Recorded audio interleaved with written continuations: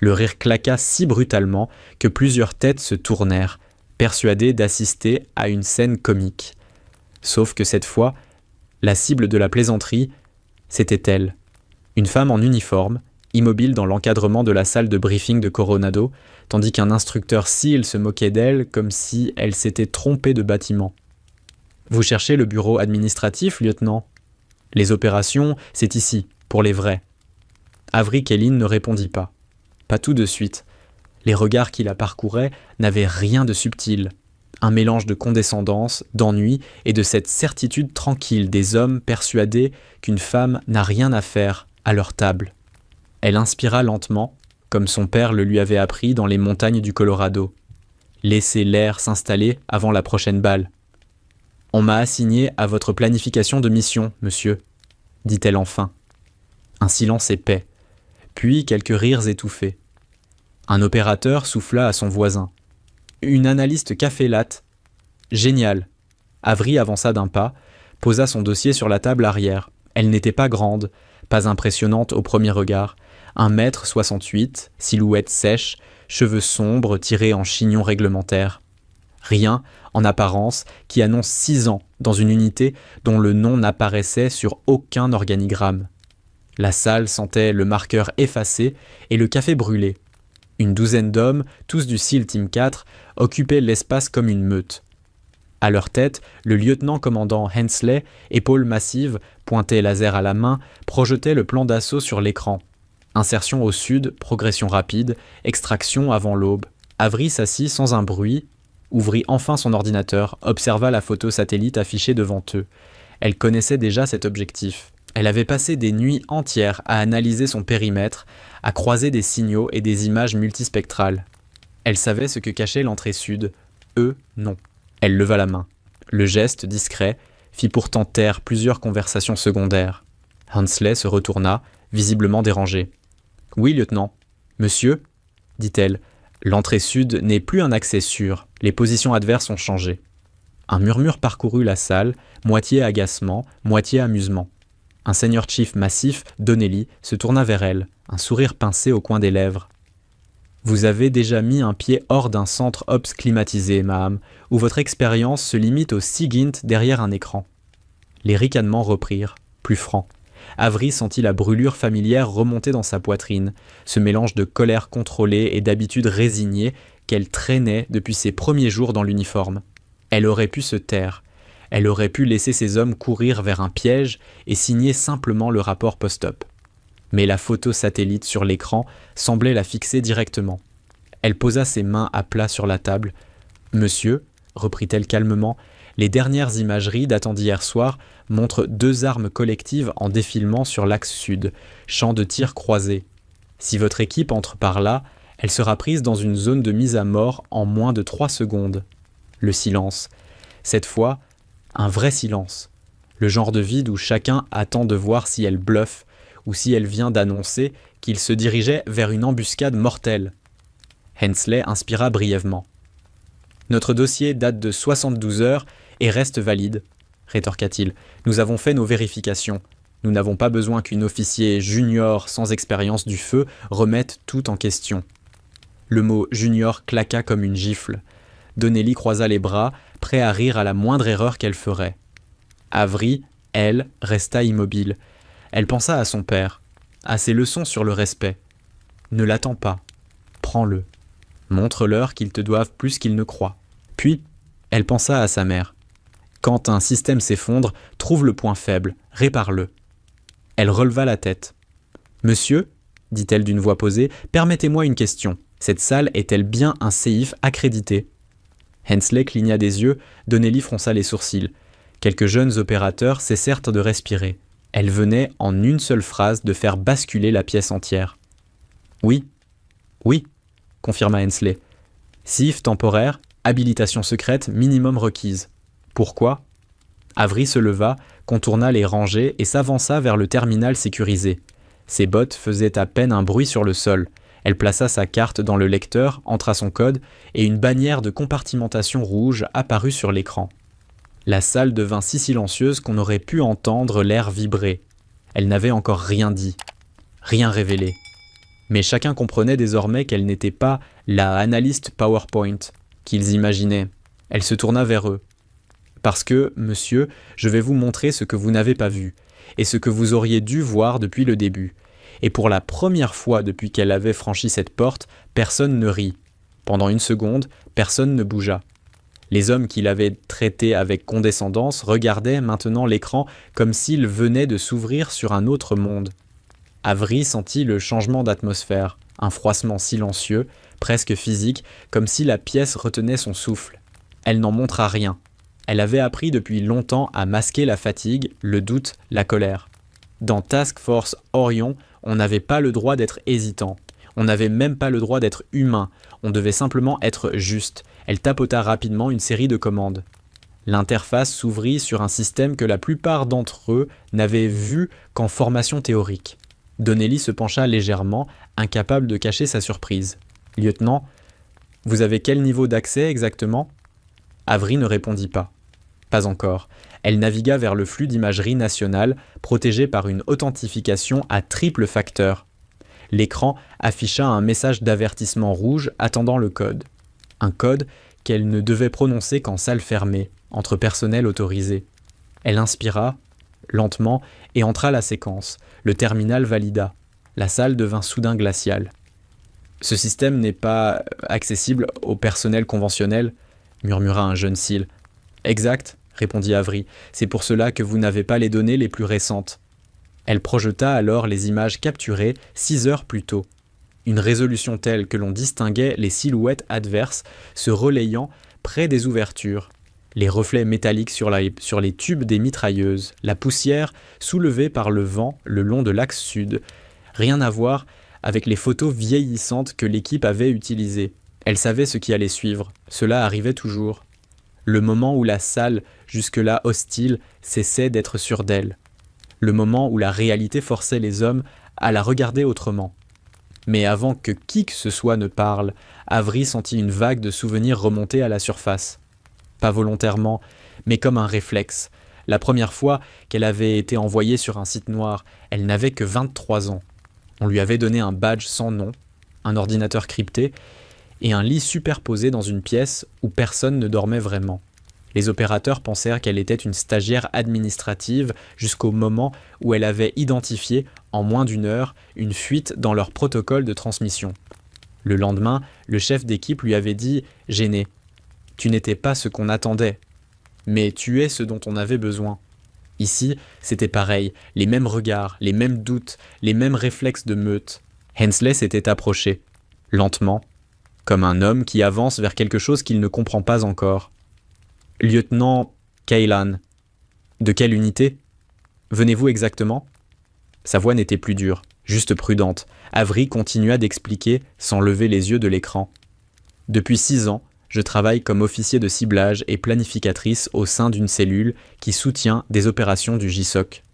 J'analyse des flux que vous ne voyez pas. Je fournis des modèles de comportement, je détecte les modifications de terrain, les changements dans les cycles adverses. » Elle fit défiler une autre série d'images, montrant cette fois l'est du bâtiment, puis le nord. Les visages dans la salle se tendaient à mesure qu'elle révélait des éléments que leur préparation avait ignorés. Des traces de pas en demi-cercle autour d'une entrée secondaire, un câble enterré menant à un générateur mobile, un groupe armé déplacé d'une position à une autre. Autant d'indices invisibles sur leurs documents. Donnelly brisa le silence. Pourquoi ces données ne sont-elles pas remontées par la chaîne conventionnelle ?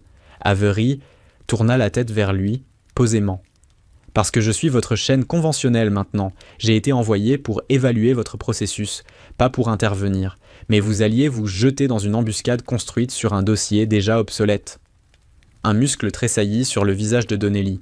Hensley, lui, semblait lutter intérieurement entre fierté blessée et sens du devoir. « Vous aviez accès à tout ça, dit-il enfin. Et vous n'avez rien dit depuis le début ?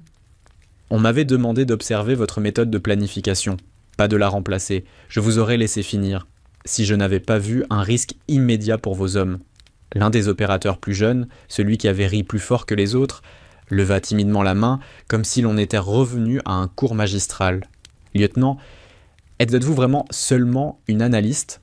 Avery bloqua l'image sur un zoom précis. L'entrée nord, presque invisible sous les arbres, mais entièrement dégagée des champs de tir. Puis elle répondit d'un ton parfaitement neutre « J'ai participé à plus de raids que vous n'en verrez dans votre carrière. Je n'ai pas besoin d'armes pour être sur le terrain. » Un silence épais retomba, lourd de signification. Pour la première fois, personne ne souriait. Personne ne ricanait. Avery déverrouilla une dernière couche du flux, révélant un élément qu'aucun d'eux n'avait anticipé. Une équipe embusquée dans la lisière boisée à l'est, invisible dans tout leur dossier. Un souffle traversa la salle. Elle se redressa, referma partiellement son ordinateur et conclut. « Maintenant que vous savez ce que je sais, nous allons pouvoir commencer à travailler correctement. » Et cette fois, personne ne songea à l'interrompre. L'écran était devenu le centre de gravité de la pièce. Tous les regards s'y accrochaient, comme si chaque pixel pouvait livrer une information vitale. Avery fit défiler les flux lentement, volontairement, pour que chaque homme voie ce qu'il avait manqué, pas pour humilier, mais pour ancrer la réalité. Zoom X4 sur le sud, annonça-t-elle calmement. La vue se resserra sur 2 silhouettes immobiles, à demi cachées derrière des plaques métalliques inclinées, des mitrailleuses lourdes montées sur pivot, parfaitement positionnées pour couvrir toute la façade sud. Les rivets brillaient sous le soleil. On distinguait même les bandes métalliques des chargeurs. « Voilà vos zones dégagées », dit Avery. Personne ne parla. On entendait juste le bourdonnement de la climatisation, trop fort, soudain, comme dans un caisson vide. Elle poursuivit, son doigt glissant sur le trackpad. « Maintenant, regardez ceci. » L'image changea. Angle légèrement oblique, 5 heures dans le midi plus tôt. Un petit groupe d'hommes avançait depuis la lisière boisée, portant des sacs longs, des tubes, probablement des lance-roquettes ou fusils DMR. Ils se postèrent à environ 200 mètres skiques à l'est, dans un angle parfait pour surprendre un assaut arrivant du sud. Une équipe d'embuscade, précisa Avery, invisible dans tous vos documents. Elle n'est apparue qu'hier lors d'un mouvement tactique. Donnelly se passa une main sur la nuque, lentement, comme si le geste l'aidait à comprendre. Hensley, lui, avait cessé de respirer normalement. Tout son corps semblait figé dans cette posture d'officier, réalisant qu'il avait failli envoyer ses hommes à la mort. Avery continua. Son ton demeurait neutre, mais derrière, une tension invisible vibrait. Maintenant le nord. Un simple changement de perspective. La vue s'éleva, dévoilant une ouverture presque invisible. Les arbres formaient une voûte naturelle et l'ombre masquait l'entrée. Mais le sol, oui, le sol ne mentait jamais. Absence totale de traces récentes, pas d'empreintes, pas de déplacement lourd. Zone froide, dit-elle. Aucun mouvement depuis 48 heures. Pas de ligne de tir direct, pas d'équipe d'embuscade, et un couloir d'approche parfaitement couvert par la végétation. Hensley se pencha, main sur les genoux, comme si la vérité ne pouvait être supportée qu'en se rapprochant d'elle physiquement. Comment est-ce possible que notre dossier ne montre rien de ça ? Murmura-t-il. Parce que votre dossier est vieux, répondit Avery, et parce qu'il était incomplet. Votre source SIGINT n'était plus active. Vos images datent d'un cycle précédent. Vous avez construit un plan sur un squelette d'informations. Elle pivota vers eux. Et un squelette se brise. Un jeune opérateur, celui qui s'était moqué le plus ouvertement au début, déglutit et sa voix se fit hésitante. « Lieutenant, pourquoi ne pas nous l'avoir dit plus tôt, dès que vous êtes entré ?» Avery se redressa. « Parce que je devais voir votre raisonnement, vos réflexes, vos angles morts. C'était la mission qu'on m'a assignée. Observer d'abord, intervenir seulement si nécessaire. » « Et c'était nécessaire ?» demanda Donnelly. Ses yeux dans les siens. Pas de défi cette fois, une vraie question. « Oui », répondit Avery simplement. « Vous alliez perdre 4 hommes au premier contact, peut-être plus. » Le senior chief baissa les yeux, mâchoire serrée. Elle devinait ce qui se jouait en lui. L'orgueil blessé, la colère contre lui-même, le reste d'incrédulité et cette minuscule lueur d'estime naissante qu'il ne voulait pas encore admettre. Hensley reprit la parole. Sa voix avait perdu son tranchant, remplacé par quelque chose de plus lourd, un mélange de culpabilité et de respect forcé. « Lieutenant Kaylin, pouvez-vous détailler l'analyse comportementale ayant conduit à cette conclusion ? Ce fut, pour elle, la vraie bascule. Il venait de reconnaître qu'elle avait vu ce qu'il n'avait pas vu, et surtout qu'il avait besoin qu'elle leur apprenne. Avery se tourna vers l'écran, lança une superposition des cycles d'activité adverses. J'ai combiné 3 flux différents, thermique, électro-optique et un ensemble de signaux faibles. Les mouvements adverses des 4 derniers jours montrent un schéma de patrouille irrégulier mais répétitif. Migration vers le sud après minuit, repositionnement à l'est à l'aube. Cette formation apparaît quand ils anticipent une approche américaine. Elle pointa du doigt une ligne rouge clignotante. Selon mes projections, votre arrivée par le sud aurait coïncidé avec leur cycle haute vigilance. Un frisson invisible parcourut la pièce. Avery conclut d'une voix stable. Vous ne seriez pas entré dans le bâtiment. Pas vivant, en tout cas. Personne n'avait plus rien à dire. Il savait, elle aussi. Et désormais, tout ce qui suivrait devrait être construit autour de ce qu'elle venait de révéler. La pièce paraissait soudain trop petite pour contenir tout ce qui venait de tomber sur leurs épaules. Hensley s'était redressé, raide comme si un fil invisible l'avait tiré d'un coup. Donnelly, bras croisés, fixait l'écran sans parvenir à s'en détacher. Les autres, eux, gardaient ce silence crispé propre aux hommes qui comprennent qu'ils viennent de faillir, sans encore savoir comment l'accepter. Avery, elle, restait debout près du terminal. Elle n'avait pas élevé la voix, pas cherché à écraser qui que ce soit. C'était toujours ainsi que ça se passait. La vérité, lorsqu'elle est montrée sans colère, devient plus lourde encore. Elle ouvrit un second module. Celui-ci nécessitait une authentification supplémentaire. Un bandeau rouge apparut. Les symboles de classification défilèrent, plus rares, plus dangereux. Hensley pâlit légèrement, comme si chaque icône signifiait un degré supplémentaire de déstabilisation. « Vous n'avez pas accès à ça » balbutia-t-il. « Si, monsieur » dit Avery. « Et vous avez besoin de le voir. » Elle tapa la séquence. L'accès fut accordé. Le flux changea. Carte thermique à haute résolution, projection de champs acoustiques, schéma d'interférence radio. Des couches entières d'informations que les SEALs ne voyaient jamais avant une opération, pas parce qu'on les leur refusait, mais parce qu'ils n'avaient pas le niveau d'habilitation pour y accéder. Donnelly parla le premier, la voix plus grave que d'habitude. « Lieutenant, vous êtes quoi exactement ?»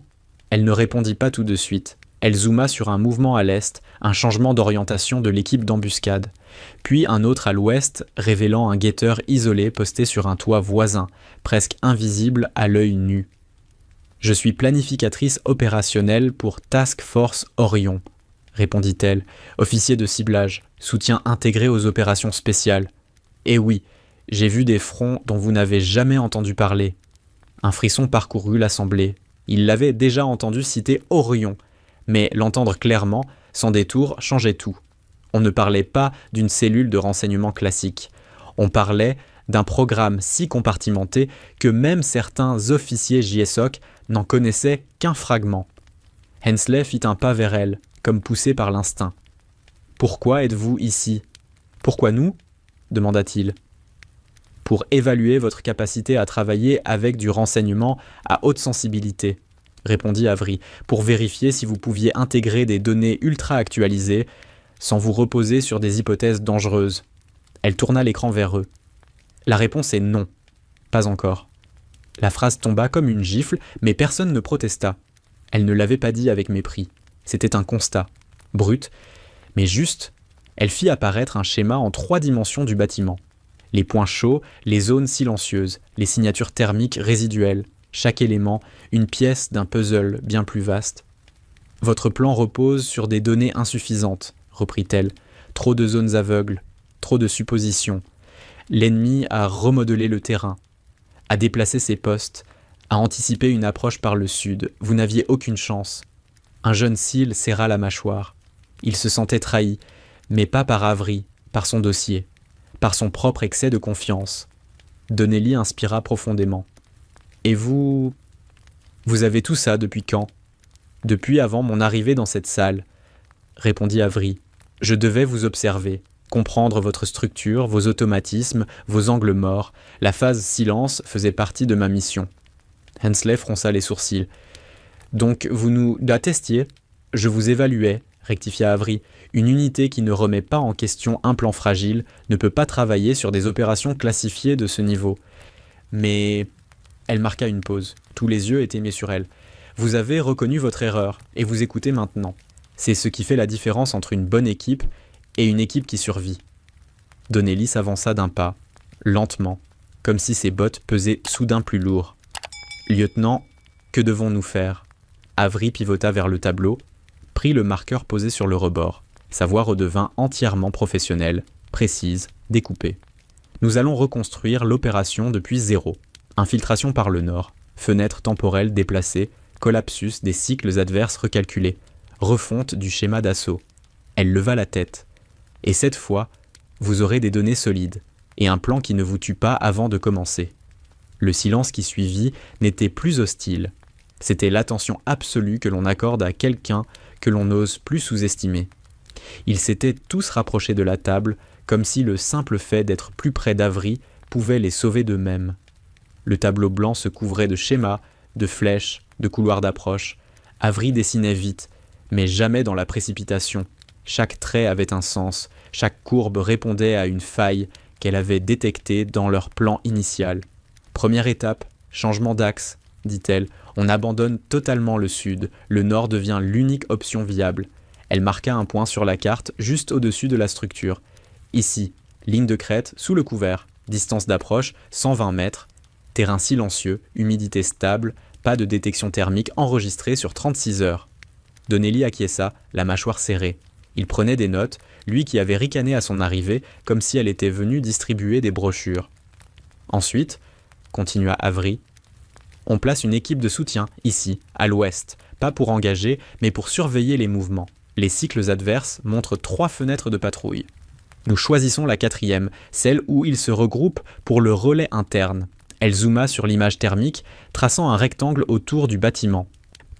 À ce moment-là, 2 opérateurs maximum surveillent encore le périmètre, les autres sont en transition. C'est votre opportunité. Un silence impressionné traversa la salle. L'un des jeunes cils, jusque-là en retrait, se rapprocha. « Comment vous avez trouvé ce cycle ? On ne voit rien de tel sur nos données. »« Parce que vous n'avez pas l'historique complet, » répondit Avery. « Vos flux ne couvrent que 10 heures. Les miens couvrent 4 jours. Les irrégularités n'apparaissent qu'à long terme. » Elle passa à la suite, posant une capture d'un profil thermique. Le bâtiment est une structure mixte. Mur béton, toit en tôle ondulé. Pas de blindage. Mais attention, ils ont ajouté des plaques métalliques ici. Elle encadra 2 zones.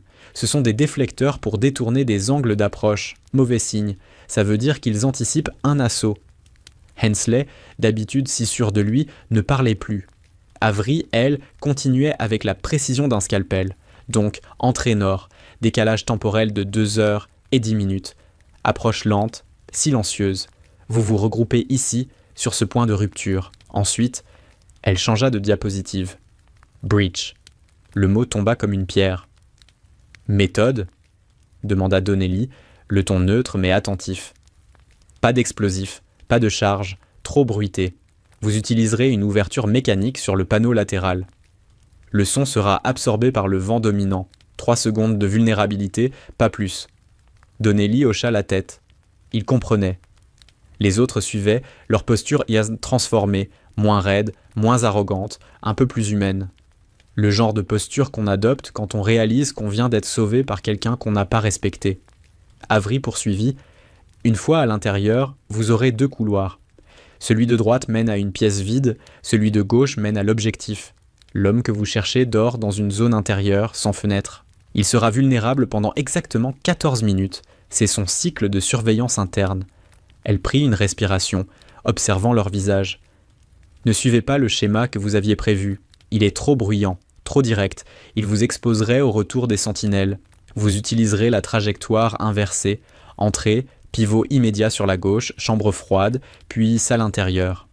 Un jeune opérateur demanda « Vous êtes vraiment sûr de ces cycles ?»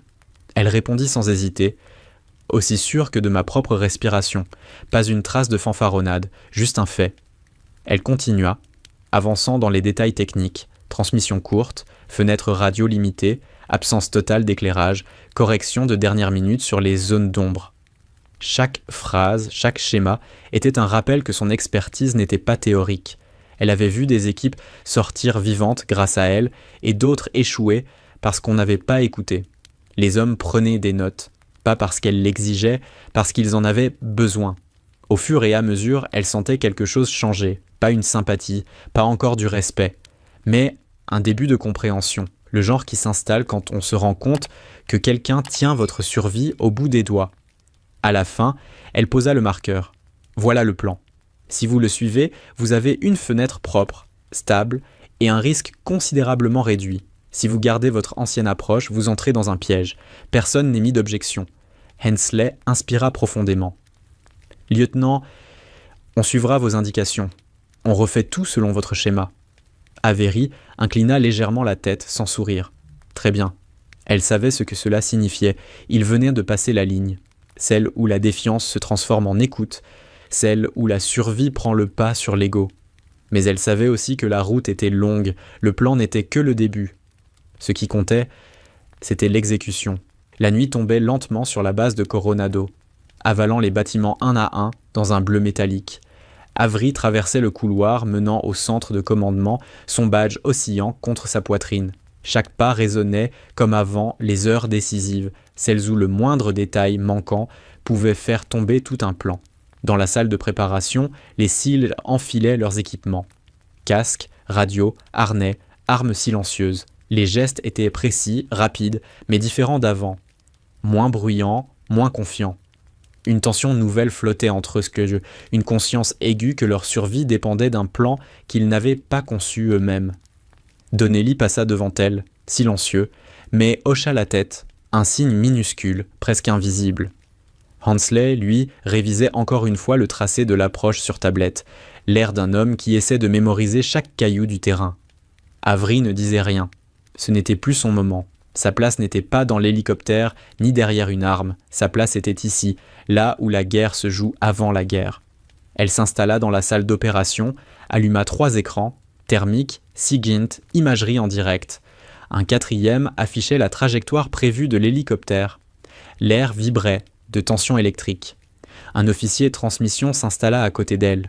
« L'équipe se met en route dans 3 minutes, lieutenant Kaylin. »« Très bien. Je veux le flux complet des capteurs nord dès le décollage. » Les minutes précédant une opération étaient les plus longues.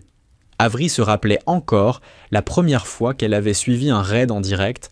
Elle tremblait tellement que le capitaine lui avait demandé si elle avait froid. Elle n'avait pas froid. Elle avait peur de manquer quelque chose. La voix dans son oreillette brisa le silence. « Alpha Team prête. Décollage dans 10 secondes. » L'hélicoptère s'arracha au sol, les rotors créant un grondement sourd. Sur les écrans, l'image vibra légèrement, puis se stabilisa. La mission avait commencé. Avery ajusta la carte thermique, analysant les variations minuscules, un déplacement anticipé, une signature qui pourrait indiquer un changement de garde, rien d'alarmant, pas encore. « Flux nord clair », annonça l'opérateur SIGINT. Elle acquiesça. Le terrain se déroulait en temps réel sous leurs yeux, crêtes sombres, arbres serrés, zones silencieuses où ils prévoyèrent d'atterrir. Mais ce qui la troublait n'était pas ce qu'elle voyait, c'était ce qu'elle ne voyait pas. Absence totale de mouvement thermique sur les 20 dernières minutes, nota-t-elle. C'est inhabituel. Trop calme ? Demanda l'opérateur. Exactement. Elle agrandit l'image, étudia chaque pixel. Les adversaires y avaient des sangles réguliers. Les fenêtres, trop calmes, étaient souvent les plus dangereuses, car elles signalaient un repositionnement interne. Mais rien ne prouvait qu'il y avait un piège. Pas encore. Le flux radio chuchota. Alpha à Kaylin, en approche de la zone d'atterrissage. Avery se pencha vers l'écran thermique, resserrant la zone nord. Un souffle d'air glacé lui descendit dans la nuque. Stop. Amplifier le spectre infrarouge. Maintenant. L'opérateur s'exécuta. Une brume chaude apparut dans un coin de l'image. Diffuse, faible, mais présente. « C'est quoi ça ?» murmura-t-il. Avery sentit son rythme cardiaque se stabiliser d'un coup, comme toujours lorsqu'elle identifiait un motif. Trace résiduelle. Quelqu'un est passé par là. Il y a moins de 6 minutes. Elle activa immédiatement la liaison directe. Alpha Team, stoppez la progression. Restez dans l'ombre des arbres. Je répète, stoppez. Dans l'hélicoptère, elle entendit un bref silence, suivi de la voix maîtrisée de Hensley. Lieutenant, confirmation ? Confirmation totale. Quelqu'un vient de traverser le secteur que vous alliez emprunter. Probablement un guetteur. Ou un éclaireur. Un frisson parcourut la salle. Si Avery n'avait pas vu cette trace, il serait tombé dessus. Elle bascula la carte thermique, identifia la direction de déplacement. Mouvement du nord vers l'est, il repositionne une sentinelle, cela modifie votre approche. Hensley inspira profondément. Alors donnez-nous une nouvelle trajectoire. Avery ajusta les cartes, déplaça un point, calcula un angle. Pivot à 9 degrés sur l'ouest, restez sous le couvert. Ne dévoilez pas votre silhouette avant mon signal. Reçu. L'hélicoptère se posa. Les silhouettes thermiques des opérateurs descendirent silencieusement, se regroupant à la lisière de la forêt. Avery suivait chacun de leurs mouvements sur l'écran, ses doigts courant d'un capteur à l'autre. Elle sentit une ponction familière dans la poitrine, la responsabilité brute. Si elle se trompait, même d'1 mètre, il mourrait. Le flux SIGINT vibra. Interception légère, un échange radio court entre 2 hommes sur le site. Il mentionne un déplacement des veilleurs. Avery resserra les doigts sur la table. Alpha Team, attention. Ils ajustent leur surveillance, continuez la progression, mais restez sous seuil thermique. Compris. Le groupe avançait lentement, comme des ombres mouvantes. Aucun bruit. Aucune erreur. Ils atteignirent enfin la zone froide qu'Avery leur avait indiquée. Elle observa, silencieuse, et pour la première fois depuis le début, elle sentit quelque chose se relâcher en elle, une tension qu'elle n'avait même pas remarquée. Ils étaient là, exactement où elle l'avait prévu. Elle prit une inspiration. Le plus difficile venait seulement de commencer. La forêt semblait avaler les silhouettes des opérateurs. Sur les écrans d'Avery, il n'était donc plus que de fines lignes mouvantes de chaleur, glissant entre les arbres comme des ombres disciplinées. Le vent se mit à souffler du nord, portant avec lui un murmure sourd, le bruit des feuilles, le souffle du terrain. Elle augmenta légèrement le gain thermique, cherchant la moindre trace anormale. Alpha Team en position, chuchota la radio. Reçu, confirma Avery. Restez statique 5 secondes, je recalcule, 5 secondes. Une éternité dans un environnement où tout pouvait basculer. Sur le flux thermique, elle nota quelque chose, une oscillation, une signature minuscule, non identifiée, une source chaude, faible, instable, qui apparaissait puis disparaissait comme un battement. Elle plissa les yeux. Zoom X6, stabiliser l'image. Un opérateur s'exécuta. L'oscillation se transforma en forme. Un homme accroupi. Très proche de la trajectoire prévue, trop proche. Alpha, stop, ne bougez plus. Dans l'oreillette, le silence devint presque douloureux. Lieutenant, demanda finalement Hensley, voix étouffée. Un guetteur. À 40 mètres de votre flanc gauche. Il n'était pas prévu. Elle analysa plus vite, trop vite. L'homme ne ressemblait pas à la ronde standard. Sa position trahissait une attitude d'attente. Pas de patrouille. Et surtout, il ne bougeait pas selon les cycles adverses. Il était là depuis moins de 3 minutes. Un imprévu. Une anomalie, un danger. Avery sentit son cœur frapper contre ses côtes avec une précision presque mécanique. Ils ont anticipé une intrusion, murmura-t-elle. Ils attendent quelque chose, ou quelqu'un. On engage ? Demanda Donnelly depuis le terrain. Non, s'il crie, vous perdez l'effet de surprise, et vous n'êtes pas aligné pour une élimination silencieuse. Le guetteur tourna brusquement la tête. Avery agrandit l'image. Sa posture changeait, son attention se fixait vers le nord, puis vers l'ouest, puis vers leur direction. « Il a entendu quelque chose, dit-elle. Il sonde. » Hensley respira plus vite. « Que fait-on, lieutenant ?» Il se rapproche. Avery éleva légèrement la voix, juste assez pour reprendre le contrôle. « Vous restez immobile. Laissez-le passer. Je vous guide. » La silhouette avançait lentement, cherchant dans l'obscurité. Avery suivait le moindre mouvement, son esprit calculant des distances, des probabilités, des marges d'erreur. Elle analysa la direction du vent, la température moyenne des arbres, la hauteur de la végétation. Alpha, quand je dis baisse, vous baissez immédiatement d'1 demi-mètre, pas plus, compris ? Compris, répondit l'équipe. Le guetteur se rapprochait, à 25 mètres maintenant, puis 20. Sa respiration devenait visible sous forme d'auréole chaude. Il leva sa lampe, l'éteignit, la ralluma. Un test. Avery inspira. Baisse. Les silhouettes thermiques opérèrent le mouvement simultanément, comme des automates parfaitement réglés. Le faisceau du guetteur passa exactement au-dessus d'eux, frôlant l'une des positions.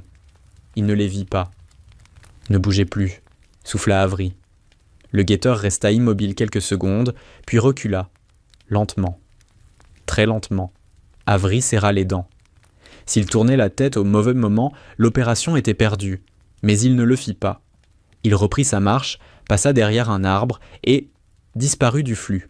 « Perdu de vue » dit l'opérateur thermique. « Il redescend vers la rive. » murmura Avery. « Ils n'ont pas détecté votre présence. Vous pouvez reprendre la progression. » Un souffle collectif de soulagement traversa la radio, mais très vite, le calme revint.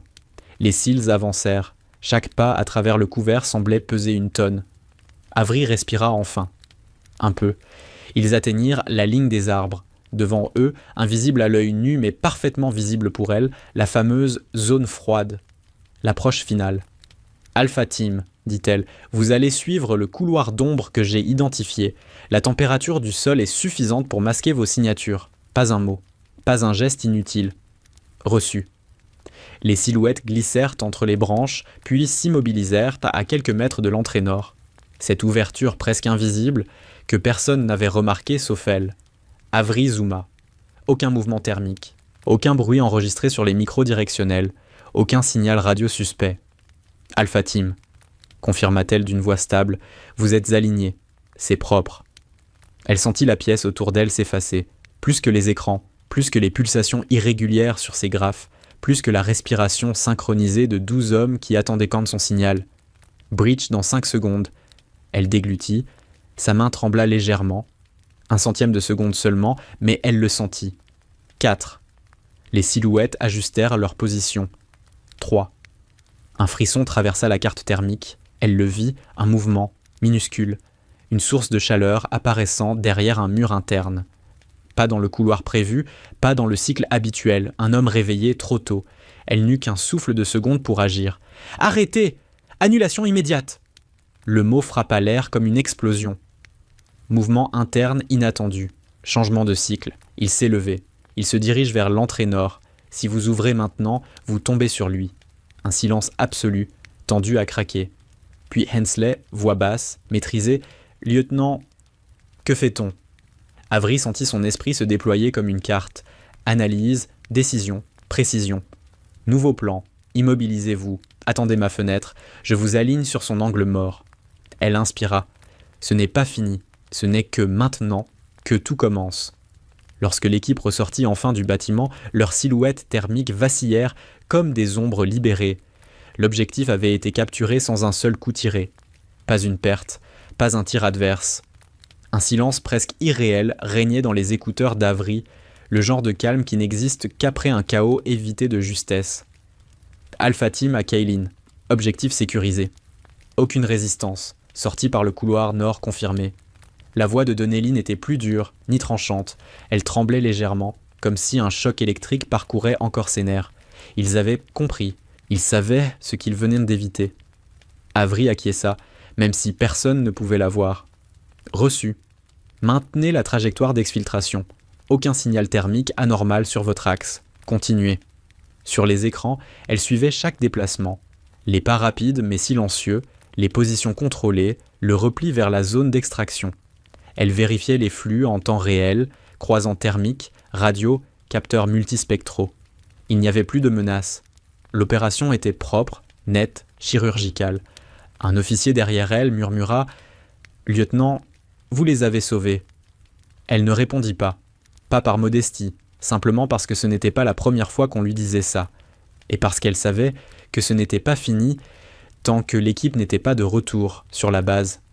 Les rotor blades de l'hélicoptère réapparurent à l'écran. Quelques secondes plus tard, l'appareil se posa. Les silhouettes descendirent, l'une après l'autre. Avery expira enfin. Dans le hangar, lorsqu'elle arriva, personne ne parlait. Les cils retiraient à leurs casques, leurs lunettes thermiques, leurs gants. Ils étaient encore chargés d'adrénaline, mais quelque chose dans leurs gestes avait changé. Une retenue nouvelle, presque du respect. Donnelly s'approcha. Pas en chef, pas en homme outré. Comme quelqu'un qui vient rendre une dette. « Lieutenant Kaylin », dit-il en s'arrêtant devant elle, « j'ai été complètement à côté de la plaque. » Il inspira, cherchant les mots avec une concentration inhabituelle. « Vous aviez raison, surtout. Sur le sud, sur les cycles, sur l'entrée, sur nous. » Hensley, derrière lui, hocha simplement la tête. Il avait l'air fatigué, mais d'une fatigue qui ressemble moins à l'épuisement qu'à une prise de conscience. Avery ne répondit pas tout de suite. Elle n'était pas venue chercher des excuses, mais elle reconnut, dans le ton du Senior Chief, quelque chose de sincère, et même rare. « Ce n'est pas une question d'avoir raison, dit-elle enfin. C'est une question de voir ce que les autres ne peuvent pas voir, c'est mon travail. Et le nôtre, fit Hensley, c'est d'écouter quand quelqu'un comme vous parle.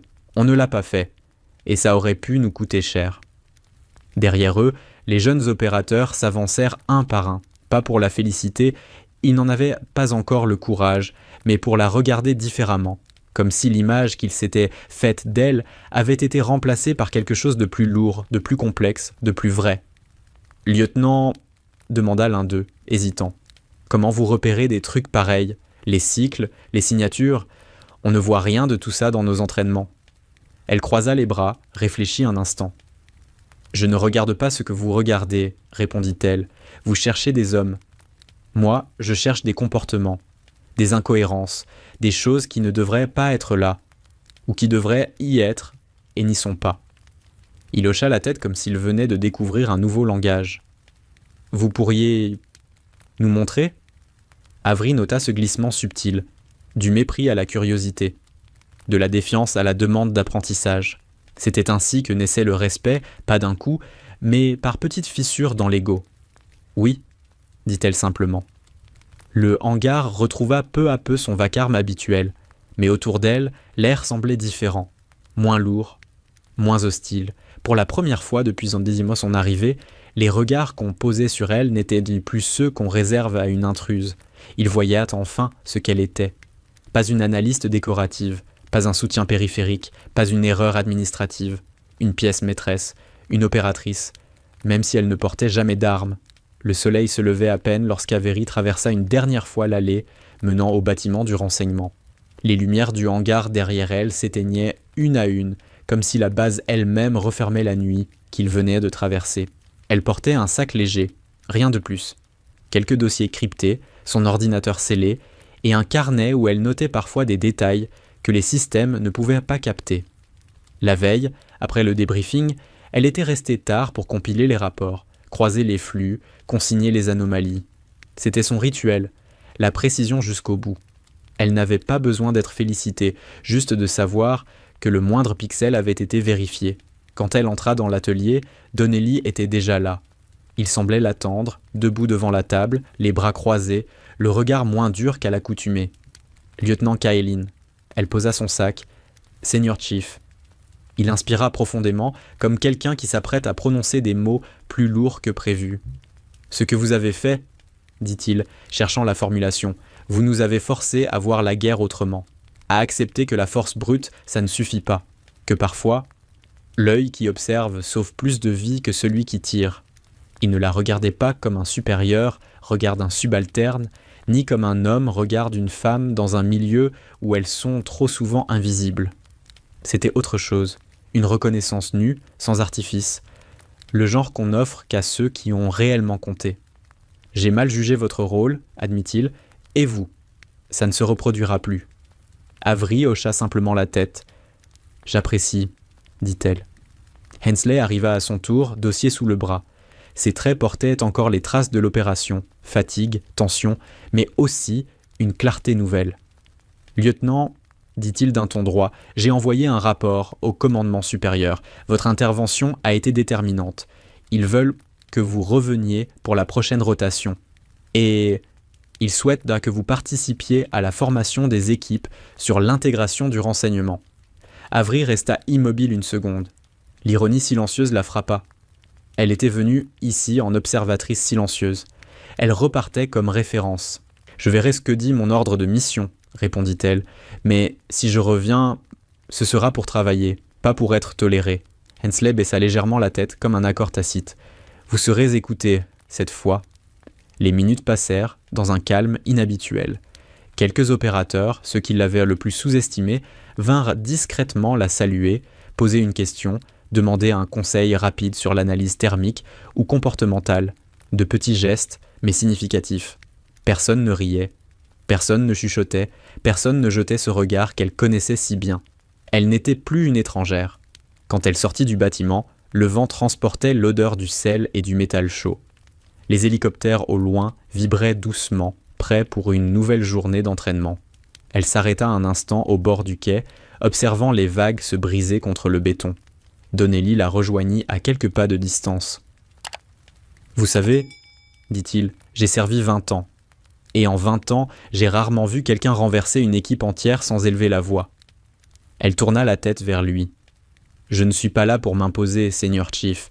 Je suis là pour faire mon travail, et pour que les missions rentrent avec tout le monde vivant. » Il sourit faiblement. « Eh bien, vous avez réussi hier soir, et vous nous avez appris quelque chose, pas seulement sur l'ennemi, sur nous. » Elle referma son sac. « Je n'étais pas du soutien, dit-elle doucement. Puis, après un instant, « J'étais une opératrice, simplement une opératrice qui ne porte pas d'armes. » Donnelly acquiesça, lentement, profondément, comme si cette phrase venait enfin redéfinir tout ce qu'il croyait savoir. Avery fit quelques pas, s'arrêta au bord de la rampe. Le soleil se hissait au-dessus des hangars, dorant la base d'une lumière neuve. Elle monta dans le véhicule qui l'attendait, ferma la porte, et le moteur démarra. La base s'éloignait derrière elle, petite à mesure qu'elle s'enfonçait dans la route. Elle ne regarda pas en arrière. Elle n'en avait plus besoin.